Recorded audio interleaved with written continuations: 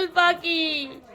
এই কোয়েল পাখি মাংস খুব সুন্দর খেতে, কেমন লাগে আপনাদেরকে জানাবো। এই দেখতে পাচ্ছেন দুটো মানিকজোড় পাখি, এর নাম হচ্ছে কোয়েল পাখি। নমস্কার বন্ধুরা, আজকের এই বানাতে চলেছি এই কোয়েল পাখি।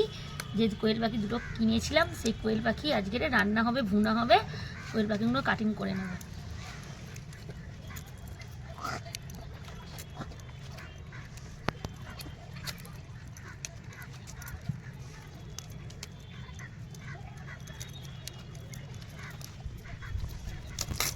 এই কোয়েল পাখির মাংস খুব টেস্টি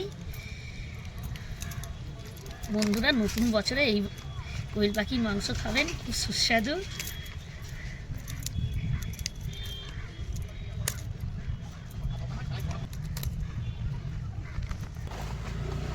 এই বন্ধুরা কাটা হয়ে গেছে, আমি ধুয়ে নিয়ে আসছি। এই বন্ধুরা এই কোয়েল পাখিটা ধোয়া হয়ে গেছে, আমি এবারে ম্যারিনেট করব। টক দই, রসুন, আদা, এখানে কাশ্মীরি লঙ্কা, হলুদ, গোলমরিচ, ধনে, জিরে মরিচ, মিট মশলা, আর এটা হচ্ছে জয়ত্রী জয়ফল একত্রে গুঁড়ো করা, আর এই হচ্ছে পোস্ত।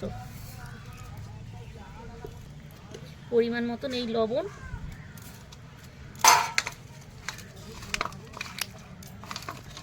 এইগুলো সব একত্রিতে, এই সর্ষের তেল 2 চামচ মতন একত্রিতে মাখিয়ে 10 মিনিট রেখে দেবো। মাংসটা খুব টেস্টি হবে, ভালো লাগবে।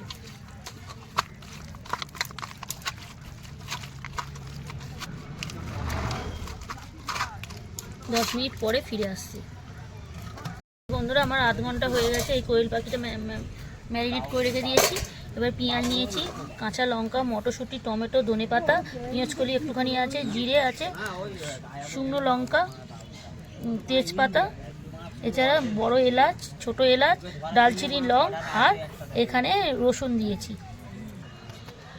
এবার তেল গরম হয়ে গেছে, আমি ফোড়ন দেবো। তেজপাতা, শুকনো লঙ্কা, জিরে, এলাচ, বড় এলাচ, লং, দালচিনি। আর সেন্টের জন্য আমি রসুন দিয়ে দেবো,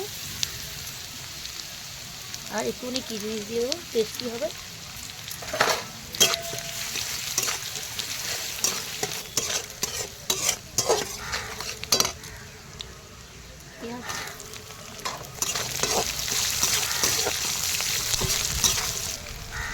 এই পেঁয়াজ কালি, মটরশুঁটি আর ক্যাপসিকাম একসাথে দিয়ে দিলাম।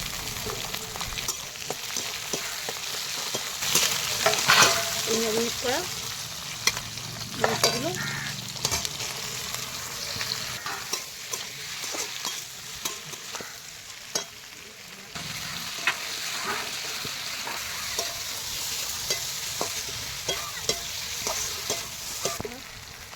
একটু কাশ্মীরি লঙ্কা গুঁড়ো আর একটুখানি হলুদ দেবো, ধনে পাতা, যদি গুঁড়ো লঙ্কা দিয়েছি একটুখানি জল দিয়ে দেবো।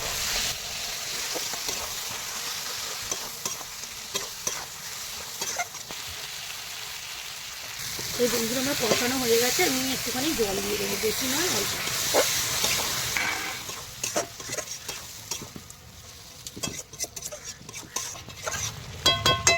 এই বন্ধুরা আমি ঢাকা দিয়ে দেবো, 10 মিনিট পরে ফিরে আসবো।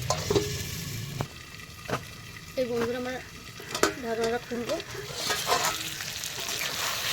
দেখতে পাচ্ছেন লাল লাল পুরো ঝাল ঝাল তেলে কষা রেডি, একদম ভুনা ভুনা হয়ে গেছে।